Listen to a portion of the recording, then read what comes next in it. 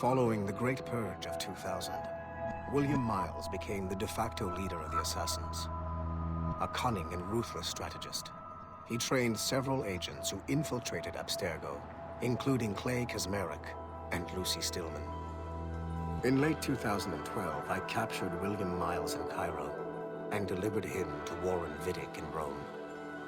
Miles' son, Desmond, attacked Abstergo, killed Vidic and Master Templar Daniel Cross. He fled to a First Civilization temple in New York. On December 21st, Desmond Miles was killed inside the precursor structure. The grieving William Miles went underground and left the Brotherhood in the hands of Gavin Banks. Banks led a small team across the globe, attempting to rebuild assassin cells. We have confirmed sightings in Kyoto, Moscow, and Paris. Miles resurfaced in late 2013, and we have confirmed his involvement in the infiltration of Abstergo Entertainment Montreal by the assassins Sean Hastings and Rebecca Crane. Both Miles and Banks remain at large. Agent DaCosta has tasked the Akashic satellite Plexus to sweep the planet for traces of assassin activities. We have yet to locate them.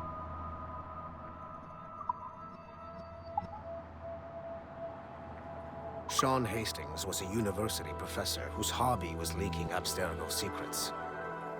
He was hours away from being killed by Abstergo when he was saved by Rebecca Crane, an assassin hacker. Since then, the pair have been inseparable, providing technical support for assassin field agents. Hastings and Crane infiltrated Abstergo Entertainment Montreal in late 2013, and were responsible for the theft of classified information. It is unclear if they planted the virus currently affecting the Helix servers, or if they merely left the door open for other hackers to exploit.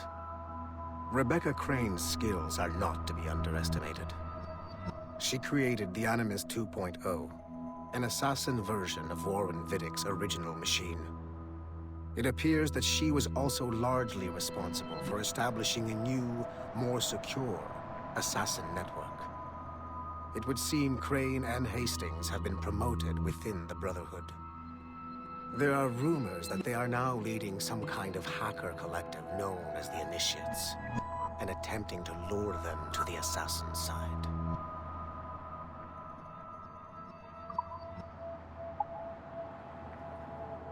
Details of Harlan T. Cunningham's life were difficult to acquire, as many traces of his identity before becoming an assassin were altered or erased by Gavin Banks. It is only thanks to Agent DaCosta's remarkable skills that we are able to piece together this profile. Cunningham was outed as homosexual in high school, which unfortunately ruined a promising wrestling career.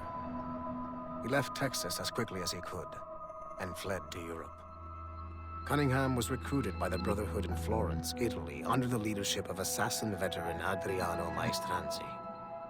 Sigma team attacked the Florence hideout in 2012, but Maestranzi detonated a bomb. 3 assassins were killed before the explosion, but Sigma team was annihilated in the process. Cunningham and I were the only survivors. Cunningham was last sighted in Rotterdam, alongside Aaron Schutt, a former mixed martial arts champion who also suffered a career backlash when he came out as homosexual.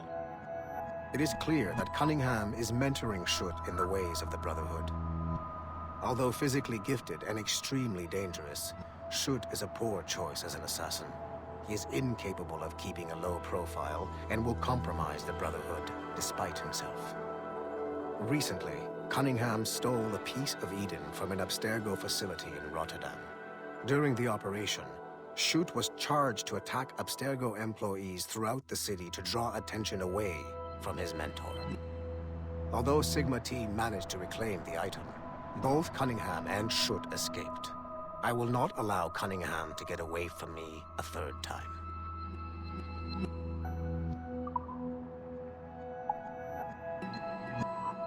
The first civilization entity known as Juno re-emerged from the Grand Temple in New York in December 2012. Although no longer a corporeal being, She exists as a kind of digital consciousness somewhere in the Abstergo cloud. To accomplish her goals in the real world, Juno uses two types of people. The first is another precursor consciousness that emerges in a human being at random. This person is commonly known as a sage. Juno also holds sway over a group of disciples called the Instruments of the First Will, who believe it is humanity's natural role to serve the first civilization. Abstergo is currently using the First Will as a cheap and hands-off way of acquiring pieces of Eden and other relics. However, I suspect that the reverse is also true, that they are using our resources to locate objects that will help them further their own goals. I do not trust them, but for now, all I can do is have DaCosta monitor their activities. Juno's motives are unclear. Although she has made one attempt to possess a corporeal body, she appears to be more powerful as a digital entity. Agent DaCosta fears that should humanity ever achieve singularity, a fusion of humanity and machines, Juno would become unstoppable. Ironically, it is Abstergo itself which is driving civilization in that direction.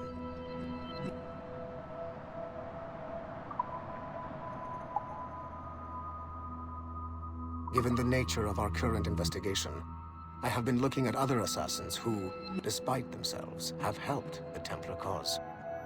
The first is Clay Kaczmarek, who infiltrated Warren Vidick's Animus project in Rome. He became the project's Subject 16.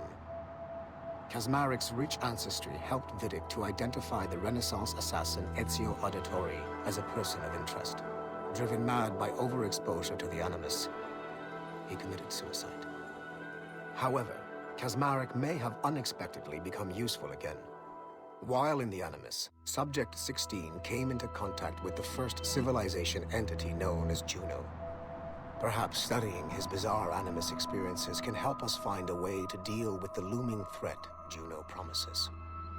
With Subject 16 out of the picture, Vidick needed a replacement. Desmond Miles, a runaway assassin, was captured in September 2012 and was used as Animus Subject 17 to further the search for an Apple of Eden.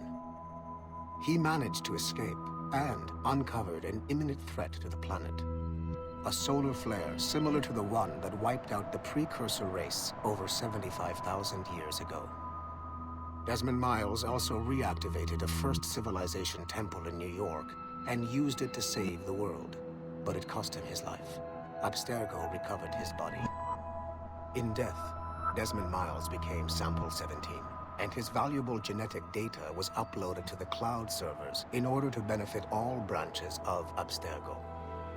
Whether they live or die, we must continue to find ways to make the assassins work for us.